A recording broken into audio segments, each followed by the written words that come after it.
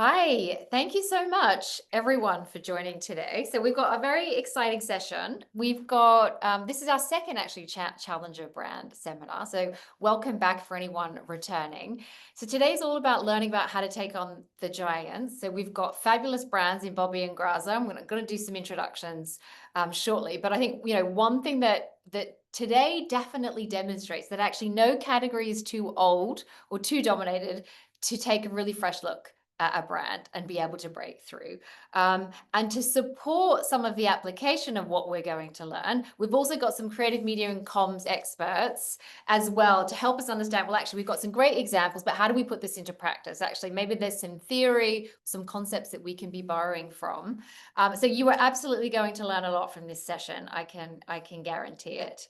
First, let me introduce myself. I'm Leanne Tomasevich from Tracksuit. And for those who don't know Tracksuit, we're a brand tracking platform. So we are always on. We are radically affordable, a tenth of the cost of typical traditional solutions. And actually, we're also a challenger brand, and we tend to attract challenger brands as well, which I think is a great place to be. And actually, there was a statistic that I learned yesterday. And actually, in the UK, of all businesses, 99.8% of businesses are actually SMEs, that are small businesses. And actually in the US, it's 99.9. I mean, you sort of almost stop and think, is that really true?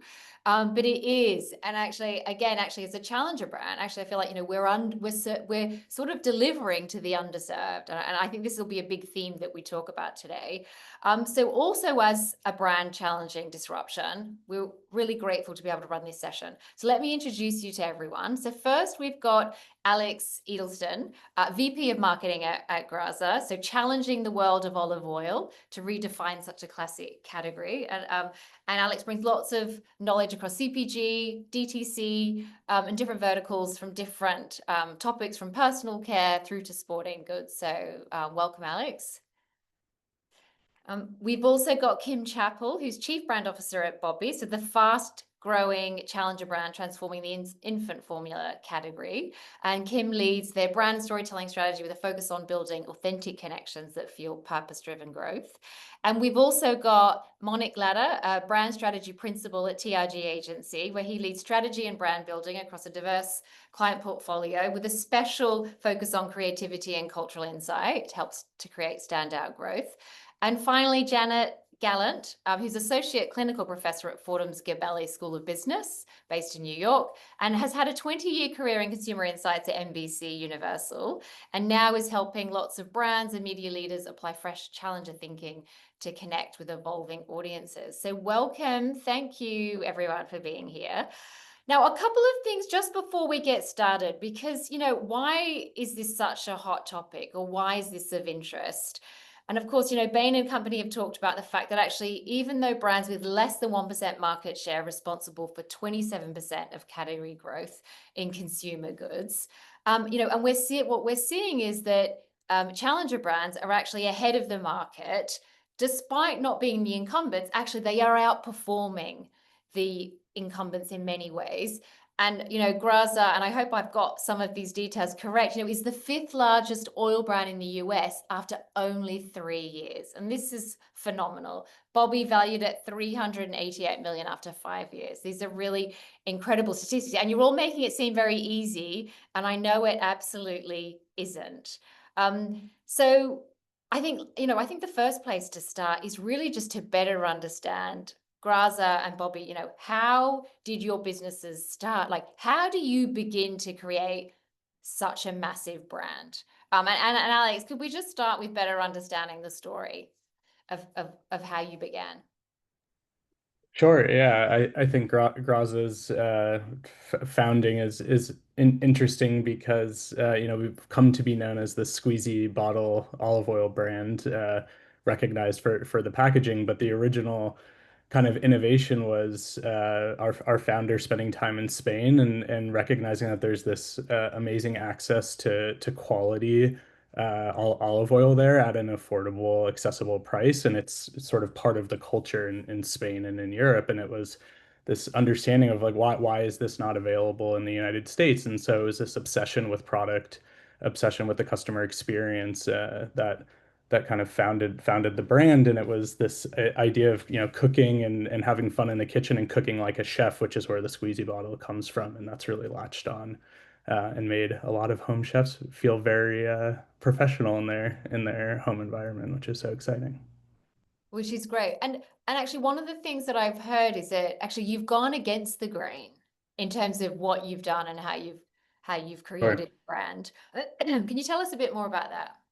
Yeah, I mean, I think there's two things that from the get-go that were kind of core to the foundation of Graza. One is, the olive oil category is very opaque. It's a very old industry where people don't know very much about what goes into olive oil, what extra virgin means, all these things. And we set out to build some transparency there with customers. One is the way we actually sell product. We launched with two olive oils instead of one for cooking, our sizzle oil, and one for drizzle, or for finishing, our drizzle oil. And so just the sort of transparency, the clarity around how to use this, how to have fun, have the best food, all of that stuff.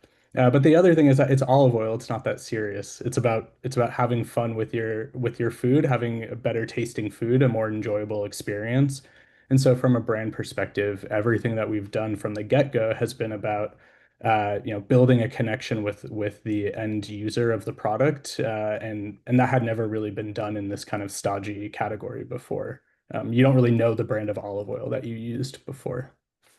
Yeah, so true. I'm sure none of us know the brand unless we're using Graza. That's Um, right. and is that similar for you, Kim? Can you relate to that story? Oh, absolutely. We are also a founder-led brand by Laura Modi. She is a mom of four, which is crazy. Her youngest just turned a year and a half. And when she had her first baby after working in tech, she was at Airbnb in San Francisco. And like many women, and especially working moms, it was really challenging for her to find a way to exclusively breastfeed. And her expectations did not meet the reality of that moment. And she went to a pharmacy, a CVS or a Walgreens, to go pick up a can of formula in the almost middle of the night to be able to feed her baby. And she realized in that moment, I know nothing about this product. I can't find transparency about this product online. Why is the food that I'm going to feed my baby sandwiched between cat food and diapers? And why do I feel so guilty? And I think she really felt this stigma and this shame and realized this was what so many parents were actually experiencing, but no one was talking about it. And it really sat with her. And she even tells this story about wanting to ask the pharmacy for a paper bag or a bag to put it in because she felt so ashamed to be walking down the street with a can of formula. So that combined with the fact that people felt like they had to import formula through third-party unregulated sources from Europe to get something that they felt okay about, which is quite contradictory. She said, we can make this product here. Parents deserve this option here, and they deserve to feel supported in those choices. So, of course, it starts with a world-class product. We're feeding babies. So, unlike olive oil, it can be pretty serious, um, which we're really proud to have that responsibility. But it is marrying those two things that we saw, the gaps of the product that people wanted to buy, creating that option for American parents, reinventing that experience of what it means to purchase formula and the feelings that you should have in there, and then building an elbows out mom founded brand that speaks to mothers like us who are going through the trenches of that journey. Yeah, I mean, I think in both examples, you just think, how did this not exist? When you think that we've done and had so much innovation for both products, why have we not had a drizzle olive oil? We're not sort of thought in those terms. I mean, Monique, do you think, is this true for the challenger brands that you see and hear of and work with? Is this story the same? Is it about finding a problem to solve? Yeah. So firstly, hey, thanks for hosting this discussion. I know this is something we're all super excited about, and I personally love these types of things. So I will get pretty nerdy pretty fast. So I'll look to you, Leanne, to reel me back in. Um, I do. I agree. I mean, I think it is about, of course, it's about a problem to solve. It's about market orientation. It's about all of those types of things. And I think, this idea of taking a fresh look at certain categories that you brought up at the beginning is very pointed. And that is probably a consistent theme throughout brands like Bobbie and Graza and the many others that I'm sure we can think of who've kind of come out and said something different about a category that maybe wasn't saying anything different for a long period of time. So I do think that notion of disruption or thinking about packaging differently or frankly zagging while others are zigging, these types of things, like that's a big component of success. What I actually have come to notice is there's a reality around fluency. And when you position for growth, I think it does start there, right? So it starts with shared language, shared understanding about things like what is brand? What is marketing? Like what roles do they play? How do they help fuel growth? And really sort of understanding what the fundamentals are. So something I personally love to do um, when like getting to know, a new group of clients or a new group of folks or a team or kind of setting the stage for something is to ask like, hey guys, like everyone take a second. What is brand? Like define brand in your own words. What is marketing? What roles do they play? How do brands actually grow? These questions are simple, but often you'll find that if you have a room of 12 people, you'll get 12 different answers for each of those questions.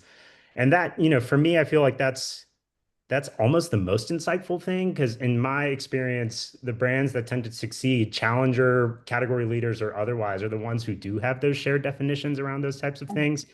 Um, Marketing is such an interesting discipline because on one hand, you don't really need a certification or a license or continuing education to be a practicing marketer. So on one hand, that's great, right? Because so many different types of people from different experiences and background can be marketers. But it's also tough because so many different people from different experiences and different backgrounds can be marketers. So that shared language is important. Alex, Kim, I don't know if y'all kind of agree Yeah, with I that. would just add, I mean, to your original question, Leanne, is it about solving a problem? I think that's half of it, but it has to be a problem that you are extremely passionate about. And I think some of the best challenger founder-led brands are ones who are solving a problem that lights them up, that gets them out of bed every morning, that is so deeply personal. I mean, again, for us, it's feeding her own babies and the subsequent three that she had. I think even for Graza, he was in Spain, his wife was Spanish, like he was immersed in that culture and was passionate about bringing that culture to America. And so I do think that the sort of the passion and the love along with the entrepreneurial um, problem solving is really where the magic happens. Yeah, Yeah. I would add that I think like that's what allows there to be a unified view of what role the brand plays throughout the organization because it starts, it's embedded in the origin of what we're doing. And so, whether we're talking about marketing campaigns or new products or social posts, like from the everyday to the big things, like it is, brand is the lens through which we're viewing everything, which is really the relationship we get to build with the customer. And so that's sort of permeates the whole culture. And I agree with Kim there. It starts with the founder and that passion. They have to live it the most. And then everyone kind of follows that investment. Yeah, that makes sense. Janet, what's your view coming from a kind of, I don't know, have you got some academia or some other concepts that you can throw to this? Yeah. So first of all, I am so excited to be here. So thank you very much for this. There's a few things. So Leanne and I are on the Advertising Research Foundation Council for Brand Effects, and something that I really think is very powerful about your brands and why, like we did this study about the long-term brand effects, and what we found is differentiation is key. And both of you have very strong differentiation in the category, right? Like, so Alex, for example, you're absolutely right. Like, I think about all that olive oil in my cabinet and nothing, I mean, it all looks the same. It doesn't really matter to me. And I think what was brilliant about Graza is that honestly, I'm not such a great cook. And now I have the knowledge of knowing how these olive oils work that they're not necessarily, it's not a one size fits all. So it'll improve my world in that way. So strong differentiation and consistency. And I think there is this consistency in your stories, like your mission, your origin stories are so powerful and you live it. And so what's interesting from a disruption, so we're sort of talking about disruptive innovation, right? This is really what you guys are all doing. Disruptive innovation, you start, like, you enter the category and you find that underserved segment, right? And you offer them, maybe it's lower cost, maybe it's simpler brands, like easier to use, more value driven, which I do believe both of you are strongly value driven brands, which I think resonates with today's consumer, particularly given like sort of trust in this world. And you start by focusing in on that segment, only to sort of redefine expectations of the customer and then expand. And so I do feel like these are perfect examples. On this slide, you even see Netflix. Netflix is like my go-to on media. So I remember sort of when Netflix came in and disrupted the whole industry. And it started out just with one simple thing. They saw an underserved need, and an opportunity. And so for Netflix, the first thing they did was they went after Blockbuster, and we know what happened to Blockbuster, right? Because Blockbuster didn't think strategically. It just thought of itself as, we rent videos, we sell videos. But Netflix thought bigger. They said, we are going to conquer the home entertainment business. And that's ultimately what they did. And we can see it now. So I am excited to see what you will all bring to your categories and beyond as you sort of expand perhaps into these other areas through partnerships and things like that. Great. Any builds on that from anyone?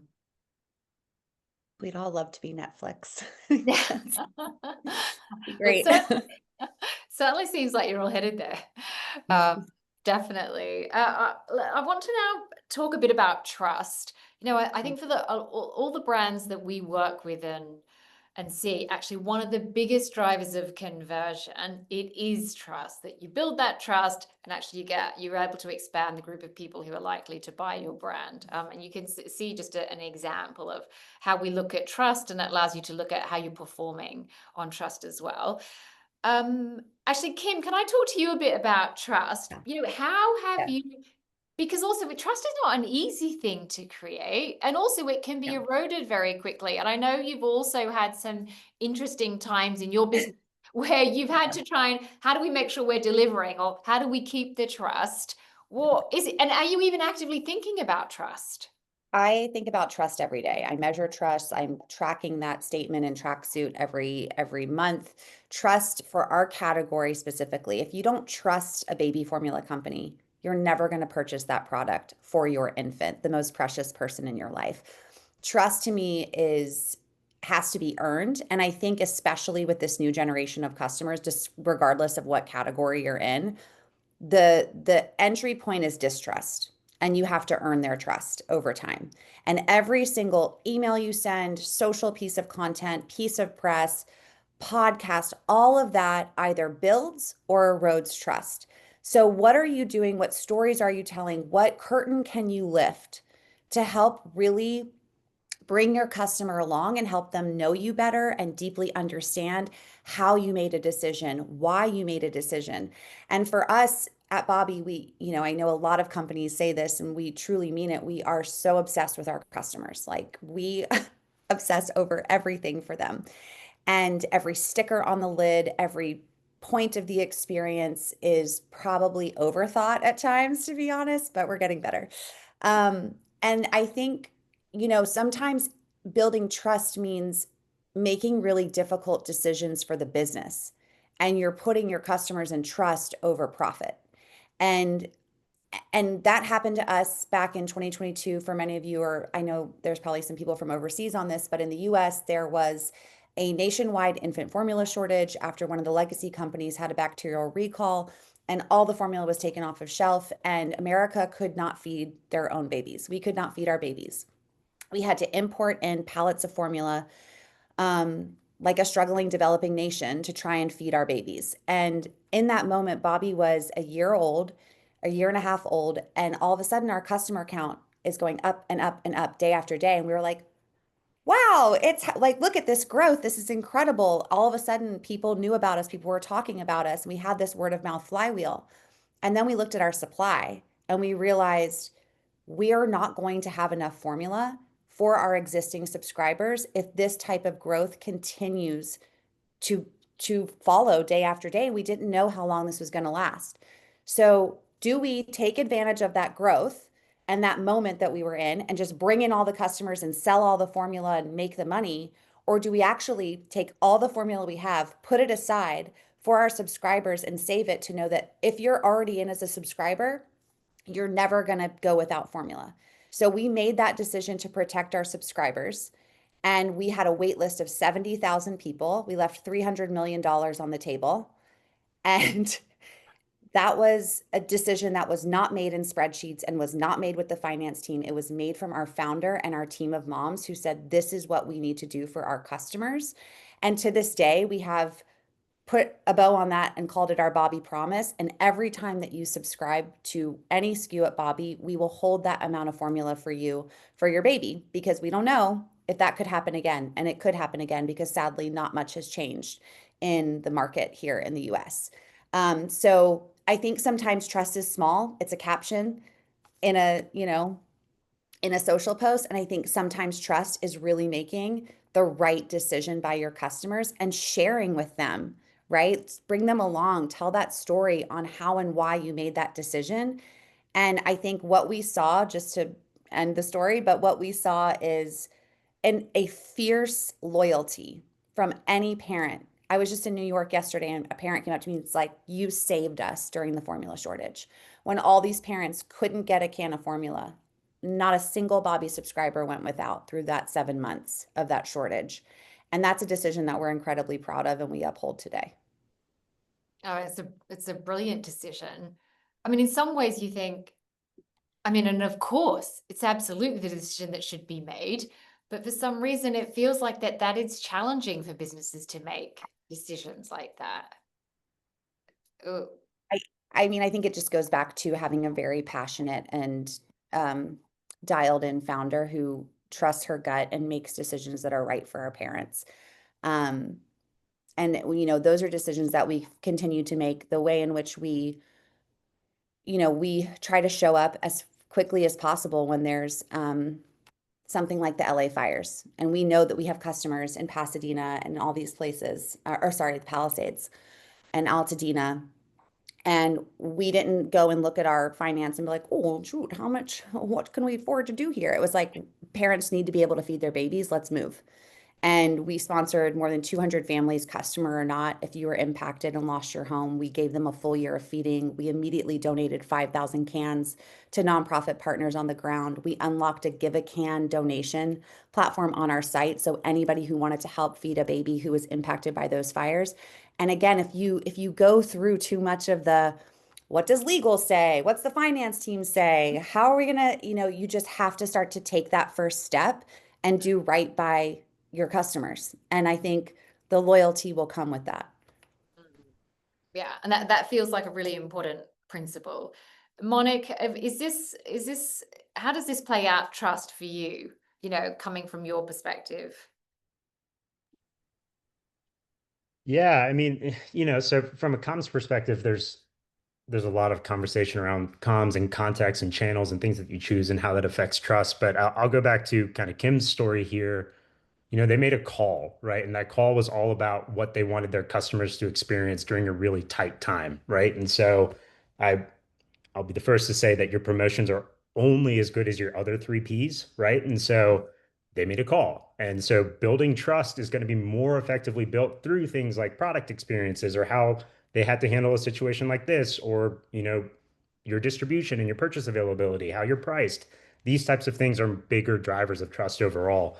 That said, though, right, if those things are in a good place, then promotions can be a huge jet fuel to growth, right? So it's a good thing. So, but the question is, are my three Ps a rocket or are they a paper plane?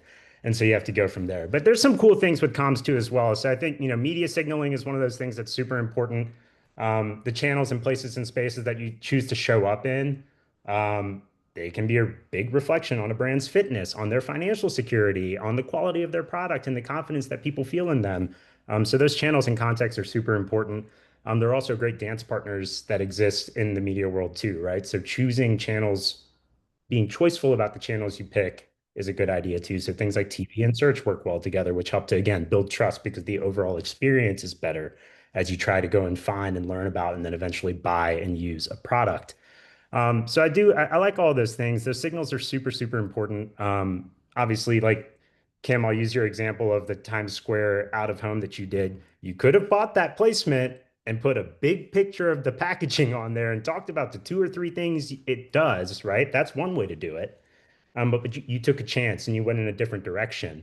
And it says something about you and it takes a stand with the brand and all of the types of things that, help to build trust and also bring you closer to your customers. So yeah, promotions are only as good as your other three Ps is something that I always think about in this context. Also, I'll do my first little shameless plug for brand health tracking. When you decide to make these bets, right, and you go out and you do something like buying out of home in Times Square, but then you can go and see like what's happening to my awareness, what's happening to my trust. Am I becoming a more familiar brand 3, 4, 5, 6, 7 weeks after I've made this investment and made this bet? That's the beauty of brand health tracking, right? Brand health tracking conveniently sits between your campaign and your commercial objectives. So it has the very fun ability to be both a lagging and a leading indicator on campaign effectiveness as well as potential commercial outcomes.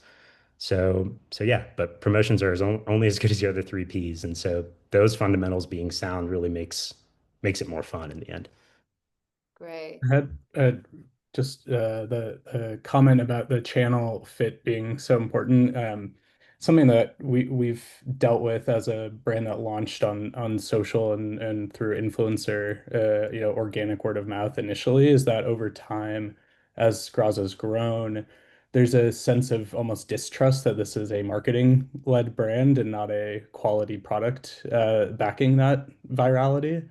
So there's a tension between, being too viral and that being, just a TikTok brand or something like that. So TV for us was a big opportunity to build trust, to, tell our own story in particular ways. And it was at the same time that we launched TV. It was when we launched our partnership with Tracksuit, with trust being the primary indicator that we were, focused on tracking.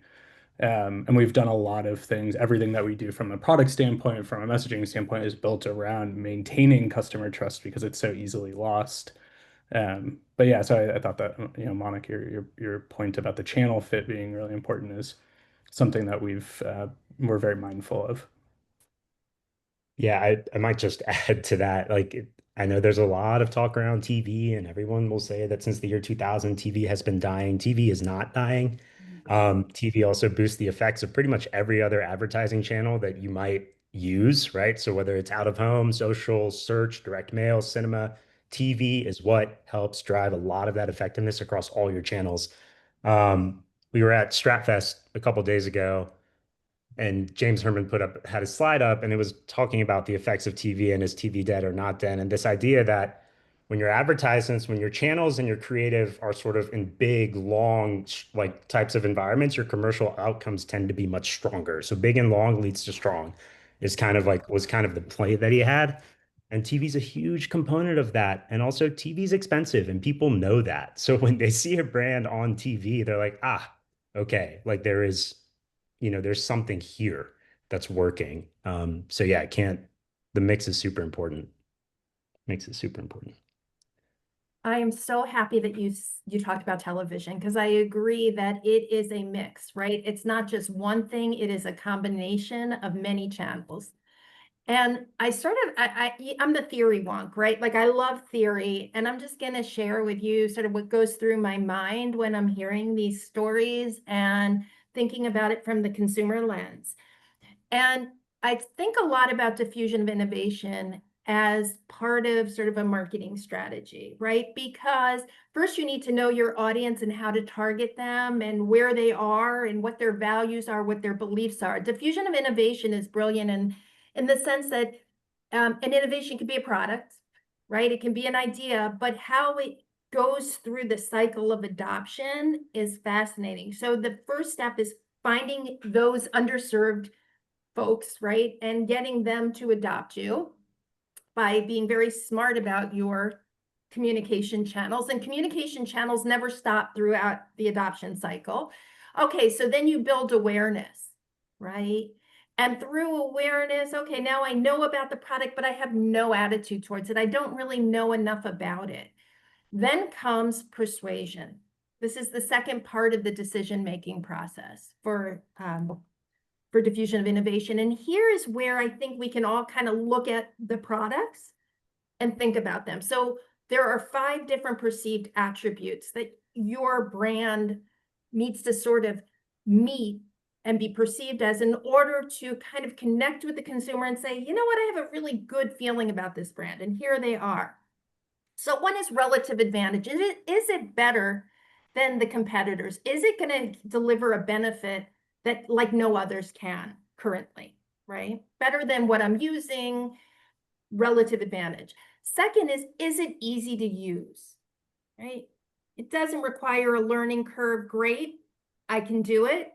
Number 3, so that's complexity. This one I think is really important to particularly your particular categories, which is compatibility. Is it a product that resonates with kind of the way I live my life, my lifestyle, my values, my beliefs? So Kim, what you were talking about in terms of like caring about the parents who care about their children, right? And being transparent about it. Those are part of the compatibility, and it's necessary. We cannot introduce something that is incompatible with what people believe, value, or even do on a daily basis, right? Then the next one is trialability. Can I experience this? This is the harder one, right? Because how do you get out there and allow your customers to try it, to actually experience before maybe taking the bigger leap to purchasing it? And so that's where maybe your pop-ups come in and all these other activation strategies that you have to get it in front of the customer. And finally, it's observability, right? Can I observe the benefits? And sometimes it's a matter of observing other people enjoying the benefits. And that's how word of mouth kind of happens, right? So you might see people, you go on social media, you show your product, a friend of a friend sees it and says, wow, I just heard about this wonderful product called Graza. It teaches you how to be how to use olive oil in a way that really is fun. And I'm gonna try it, and then I'm gonna share this with my friends, and I'm gonna show them. Maybe I'll cook them a dish. Maybe I'll, but they'll see for themselves. They'll trial it at home, and that will lead to one of 2 decisions, right? I'm gonna try it. I'm gonna buy it, or I'm not. And then from there, there's a whole bunch of others. But you can see how where diffusion of innovation is a really powerful theoretical framework for what you're doing. And you can use that as a lens to always evaluate where you are. That's my 2 cents on that. No, well, that was fabulous. Really helpful to kind of better understand what is going on and what's happening. Because I think sometimes we're doing these things and not always sure why certain things are working. And I think this is great in that it kind of really explains and gives direction. You were talking about trialability, and actually we were talking about pop-ups and the experience and tapping into community. And actually that's another place that I wanted to talk about how do you create this engagement? Or, we talked about values, Janet. How do you know what values are connecting and not? I'd love to hear from everyone a bit more about this? I guess I'll go. Community is everything. And I think building that community takes time and persistence and a two-way street of building that relationship. And that's not just sending an email, but listening to your customers, gathering them in real life, getting them on a Zoom session with your founders, listening to their feedback, really, really hearing them, and making sure that they feel heard. And I think when you get community together, especially in the mom space, right? Because being a new mom can be so lonely, especially when we first launched Bobbie. It was right after COVID, or it's actually like right in the middle of COVID. And then the COVID moms were so lonely and they just wanted that connection. They were scared to even leave their house. Now, I think parents are finding these sort of micro communities and places to gather and show up. So they are seeking that from brands. And I think it gets them more excited sometimes than a promo code or some of these other levers that companies will pull. I'll tell you a quick story. We held a big activation, an in real life activation last month in San Diego to celebrate our National Women's Soccer League sponsorship. We're the official feeding partner. We brought Alex Morgan, who is a Bobbie mom, to the event. We had a local storytelling reading at the local baby store. We invited our community. We just basically had like a tailgate party over the course of 3 days in San Diego. And we always ask our team to jump in and volunteer. And the thing that you always get asked by, people across the company, well, how do you measure success? And one of the girls who came to volunteer is a new mom named Claire on our team. She's a data analyst. And she flew down to San Diego to help us with this activation. And on the follow-up call, we were discussing how did it go? How are we going to measure this success? Claire, the data analyst, goes, there's just no way to measure it. She's like, I was in tears talking to customers. Like, it was such a beautiful event. My heart is so full. There's just no way to measure it. And I was like, let's take it to finance. And I think that there is sometimes the feels and the magic that can happen, and it doesn't always have to be measurable, which may be a controversial thing to say on a call like this, but it starts to build those real world brand moments and connections with your customers where you're not just leaving them with a discount code or a product, you're leaving them with a memory and a feeling. And I think that that is really, really important. And so that's just kind of one story of how we think about community. And I think everybody wants to be like, how is it scalable? I don't know if it always has to be. Just do what you can and show up where you can and continue to do that as you can. And I think it will help build your brand love for your community and you'll receive that back. I think that something that's helps with the lack of measurability is when you have that deep understanding of what resonates with your customers. So you have more trust in taking these risks because you've proven and as an organization what your customer cares about and you can deliver on that. And so we do lots of things that when we set out to do them, there isn't necessarily a KPI attached to it. It's just like, this is a good idea because we know our customers will care about it and find value in it. And that's everything from product partnerships with other brands, like we made an pistachio olive oil ice cream, and there's no data necessarily that supports that this is going to be a huge success, or launching popcorn or hummus. And we've built this kind of platform that's intended to just be making really good stuff that people are going to get excited about. And when we see the feedback from our community, whether that's our taste testers who are close to the brand, or it's the general public who gets to experience it through fun events and activations, like it's not so much that of course we're doing our best to measure which is doing better than the other and all of those things, but it's really from a place of, this is going to taste really good. Our customers who love our olive oil are going to think it's delicious. Like, let's make it happen. And finding the brands that have similar values and customer bases, and bringing those people together. And so partnerships with Ithaca, like you're seeing on here, or Bjorn Corn for the popcorn, are like huge opportunities for us to tap into and strengthen these relationships with customers, which ultimately is what we're after. Yeah, brilliant examples. And I love that point. I mean, yes, at Tracksuit, we are about measurement, but actually it sounds like actually sometimes it's the immeasurable magic that drives the metrics potentially. I don't know, you know, and how do you, and it sounds like, I think, Kim, you talked about, well, actually it's creating magic, but maybe it's not completely scalable, but in some ways it is still scaling in a way. Do you think that's fair? Because it comes back to, I think what you said, Alex, it's something that your customers will care about. And actually, if you just do things that your customers care about. Yeah, I think it gives them I think it gives them a different story to tell, right? About your brand, where instead of, you know, the word of mouth referral just being like, oh, my baby really digested it, which of course is table stakes for what we do.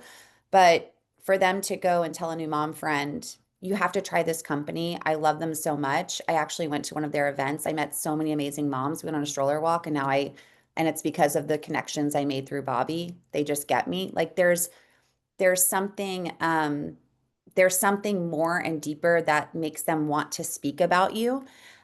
So it's just something we've been focused on since day one, and there is nothing more special to us than when we get our customers together in a room. And I swear, for some reason, there's always tears shed as you kind of share that universality in that story of feeding a baby and that year one of parenthood, and it's hard.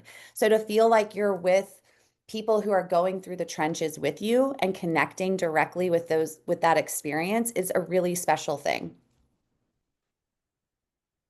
Yeah. Any builds from anyone on that? So I keep going back to thinking about trust as a way of brand reputation.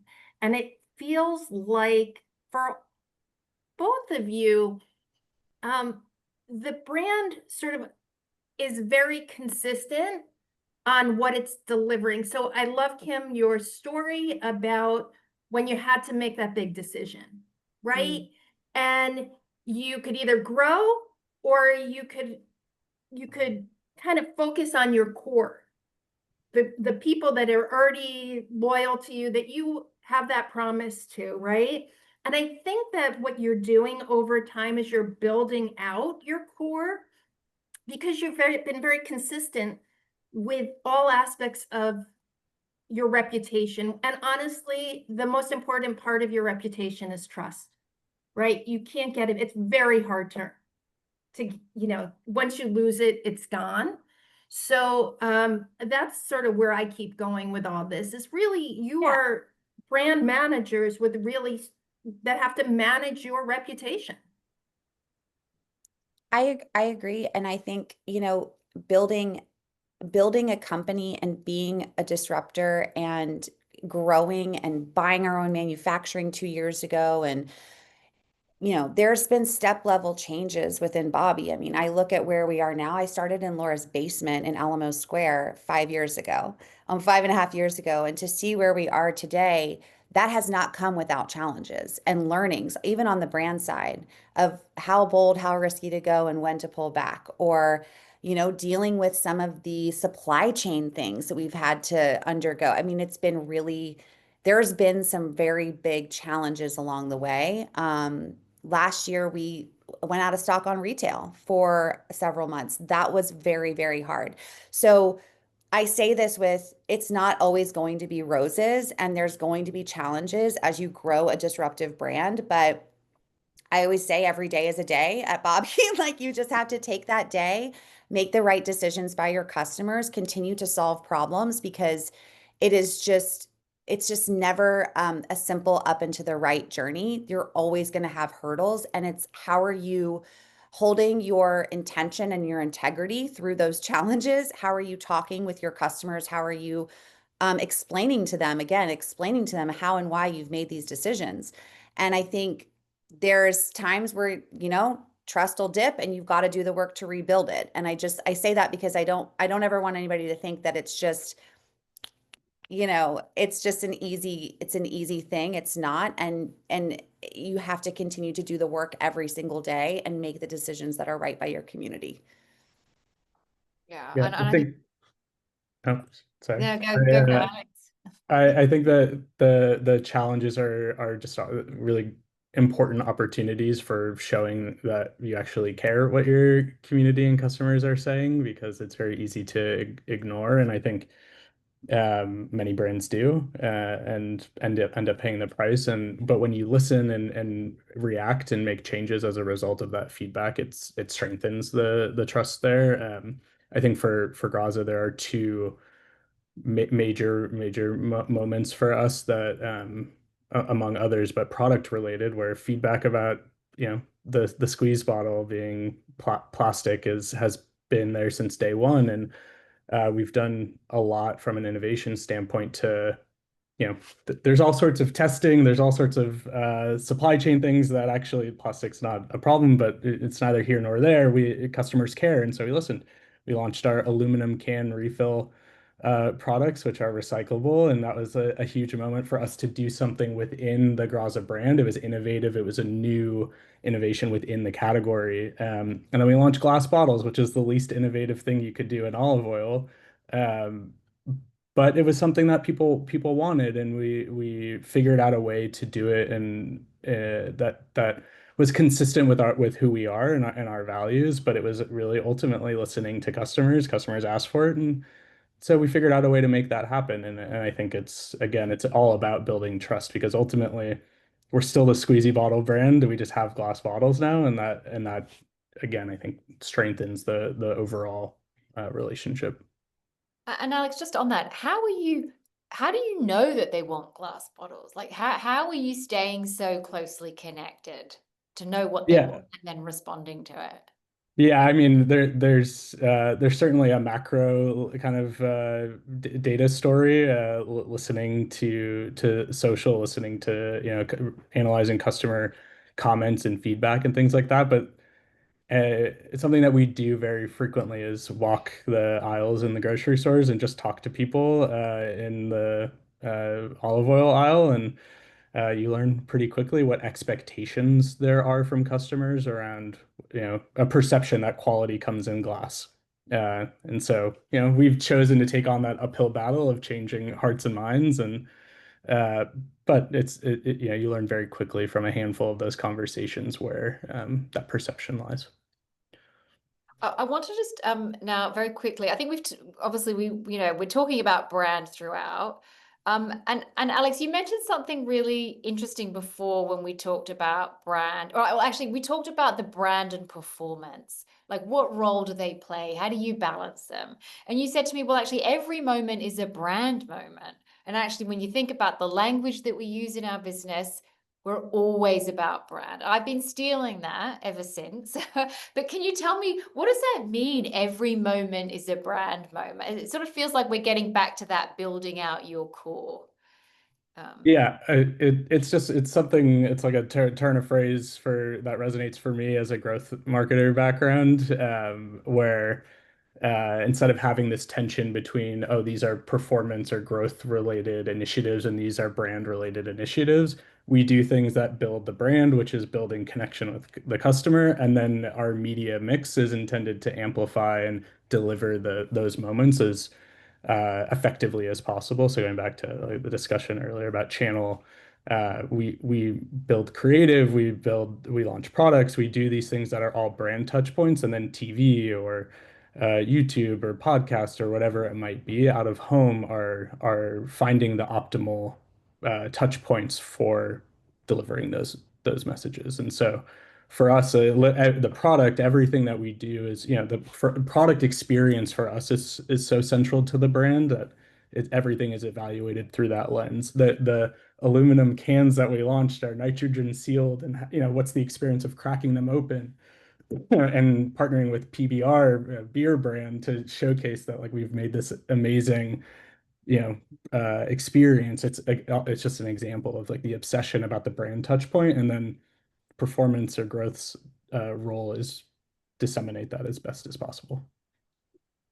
I would love to just focus on this page, because again, what I think about is how brilliant it is, these partnerships where maybe somebody hasn't heard about Graza, but now they're shopping for hummus, right? And so or popcorn, or wherever you're meeting them is going to as we're going back to diffusion of innovation, it's about trialability. It's about awareness. Oh, I've never heard about this brand before. Maybe I have, but I haven't been in the market for olive oil. I still have that big tank already still, but I'm going to try it in my hummus and see what it tastes like, or I'm going to see what it tastes like in my popcorn. And these are also snackables where people share.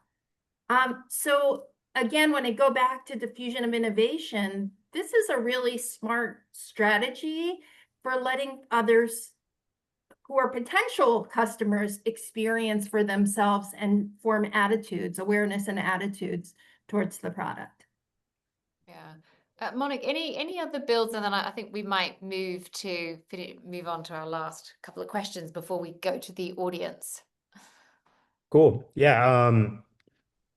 So around these two sort of last topics that we had, like staying connected to the community and all of that, Alex, I love that you brought up the point that there's no better thing that you can do other than walk the store, walk the aisles, look at the baskets, have the conversations, use the product yourself, right? Like being your own customer is kind of the most rigor that you can put to some of this stuff. And then, yeah, I 1000% agree. Every moment is most definitely a brand moment. And from a comms standpoint, right? Like why I think one of the bad habits that tends to plague us from time to time in a communications perspective is there can be instances where you bury the lead, and the lead message is always the brand. And yet sometimes you find it parked in the last 3.5 seconds of a spot, or you find it buried beneath something else, or we're not treating our distinctive assets and our brand codes with the amount of respect that we should be, because memories are pretty fickle. And the only thing that we can do is continue to build and refresh and build and refresh them. And those codes are super, super helpful for that. So I 1000% agree on the every moment is a brand moment piece, but then you also have to be very, very tight about your positioning and your brand codes and the things that you use to kind of signal your brand. So those different devices, right? Or the distinctive assets, as folks like to talk about. And then I had a question actually for Alex and Kim. I know we talked, Kim, you brought up your example of the event down at the IRL event down in San Diego and bringing Alex Morgan out and doing all these things. To kind of tie it back to, your colleague who's on the data science team saying, I don't even know how I would measure this. Like, there's no way to quantify like the value of tiers and people really coming together and all the things. But just like for context sake, did you all see lifts in awareness or some of the things that you track, like in that San Diego market? Were there indicators that said like, okay, yeah, like we might not be able to measure these few things, but it's moving, like it's moving in the right direction? Just curious. And same with Alex, with you, with any of the pop-ups that you do, like, do you guys Yeah. kind of see similar stories?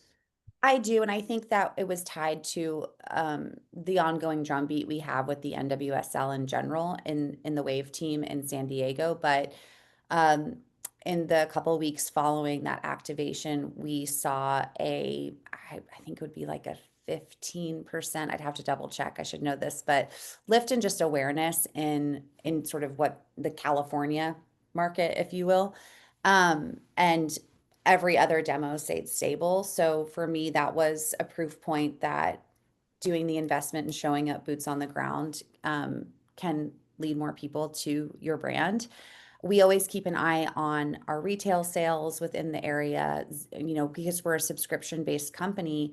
We can do geo tracking by order zip codes. And so that's something we always monitor as well. But, and I think this is where it's like sometimes, you want to see those instant results, and we also have to hold hands. I always say this to the executive team, to the growth team. Brand is the long game. It is not here to drive your shot in the arm sales. That's not what we're doing here. We're building something different. And so I have to really remind people 6 to 9 months is the payoff of a big brand campaign, brand activations. And you have to really set expectations, I think, within your team. And I kind of feel like a broken record on that sometimes, but it is the long game. And if you're looking to do a brand campaign and like all of a sudden you want to have a crazy amount of sales the next day, you're set up for failure. That's not the point. And so that's just really important to me. And I feel like having a leader and a CEO who understands brand has been a really great unlock for us. Having a board member who understands brand and is understands the longevity of it. All of those things, you have to really bring people along with the expectations, because if expectations don't meet reality, then you're going to have disappointed people, and it's like false disappointment. So yeah, I just think bringing people along is really important across the company. I just have a question about another type of metric, and I'm not. I suspect you're measuring it, and I'd be surprised if it isn't moving, which is recommendations. Like, do you find that a lot of these activations result in more recommendations to others who are in the category, or I do. I mean, I think when you're talking to a high intent audience within a focused geo, you're going to have more people talking about your brand or referring your brand. And we try to make sure that people have a custom San Diego code if they want to share it with a friend. But the word of mouth amongst moms, we're in such a different place, right? Than I even think about olive oil. Like, anybody could go tomorrow and be like, gotta get the Graza, like, gotta get it right now. And someone would be like, oh yeah, I'm gonna go buy it right now, or add it to my Instacart. Formula is such a different category where it's really about whenever you need that product, which could be never. It could be 6 months into your feeding journey. It could be day one at the hospital. Like, you don't know when people are actually going to turn to need your product. So how are we becoming top of mind if and when that happens for a new parent, that they're thinking about Bobbie because they've heard about us already? There's a little bit of trust there. But it's not a product that everybody's necessarily going to have to turn around and go buy, and that's okay. It's really just about building awareness and credibility with parents in the category. It's Okay. actually that's the same, excuse me, the same way we think about it, more or less, because typical person buys olive oil 3, maybe 4 times a year, and our job is not to, we don't think of our job as to drive the sale. Hey, here's a thing, now you go buy immediately, but instead to be as present as possible in a way that's adding value to someone engaging with our content, so that when they are in the grocery store and they're like, oh yeah, that I've seen that logo, I've seen that squeeze bottle, whatever it is, that's a product that I have a strong association with. Or I see the Ithaca hummus and I'm like, oh yeah, I will try that now. And we can build this kind of uh, omnipresent engagement opportunity, but ultimately knowing people are going to buy once, twice, maybe throughout the year. Okay, we've only got a couple minutes left, and I know we've got lots of questions here, and we may need to do a follow-up so that we can respond to some of these. One of the questions is that, okay, so niche audiences, perceived differentiation, this is really fun, and it's a great way to start and launch, but how do you make sure that you're not quickly plateauing at year 3? Like, okay, so it's all great and everything's wonderful, but actually, is there a step up? And how do you manage that? I have a personal opinion. I think what the habits that Kim and Alex have both at Bobbie and Graza respectively are good ones, right? This idea of really understanding what brand is and then being able to invest in it at the early stages, getting folks comfortable, having more reps, like doing all these types of things, and being comfortable there is really important, because I think, to the person's point in the question, end of the day, the brand that's most remembered across the most buying occasions is typically the one, and by the most people, right? Is typically the one that's going to grow. And so, to Alex's point, if we know the purchase cycle for olive oil is on a good day, maybe 3 purchases a year, maybe 4, what do you want to do? Do you want to try and capture share in those 4? Or are you going to really push to make someone buy it a 5th time? Like, it's just not how things work. Um, so so yeah, like, niche audiences are great, but you cannot undervalue the importance of reach and spread and scale for your brand. And as your budgets allow, I mean, that's the sort of big win for bigger brands, right? Category leaders have what? More free cash flow to put towards these things. And a lot of big brands actually forget that and they double down on all the niche stuff.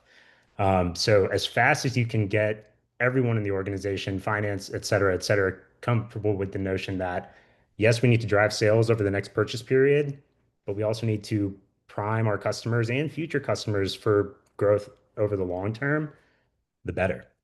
The Yeah. I absolute mean, better. one of the easiest stories to tell internally for support for this stuff is when you have a retailer who comes and says they're excited about the brand, or people within the organization are. So, you know, having the distribution expansion is what allows us to move past the niche. And it's our brand that allows us to do that, because we are bringing new customers into a category that is stale and old and lacks excitement. And so all of the brand building that we can do when we go to our retail, you know, our top to top meetings and our line reviews, it's like that we're able to tell that story in a really compelling way. And so that it's a, you know, flywheel that fuels itself. Yeah. Distribution gains reduce a lot of pain.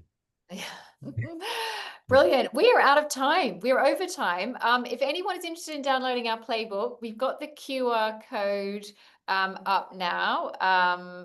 Thank you all so much. It was an absolute privilege to talk to all of you. So many rich insights. Could have done it for hours. But thank you so much. And we may follow up with the questions because we've got a lot of great ones here. So thank you. Yeah, I hope you all enjoyed it. Thank you, Leanne. It's Thank great to be you. here. Thanks for having us. Okay. Thanks.